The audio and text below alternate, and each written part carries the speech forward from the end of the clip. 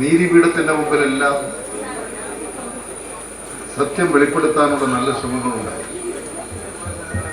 പക്ഷേ ശക്തമായ ഭരണകൂടത്തിൻ്റെ താല്പര്യങ്ങളും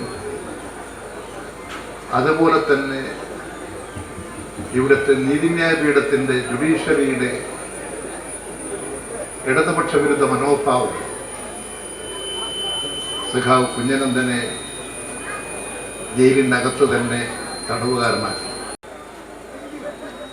യഥാർത്ഥത്തിൽ ഒരു ഇന്ത്യൻ പൗരന് നൽകേണ്ട നീതി നൽകാതെ രോഗിയായ ഒരാൾക്ക് ചികിത്സാ സൗകര്യങ്ങൾ പോലും അനുവദിക്കാതെ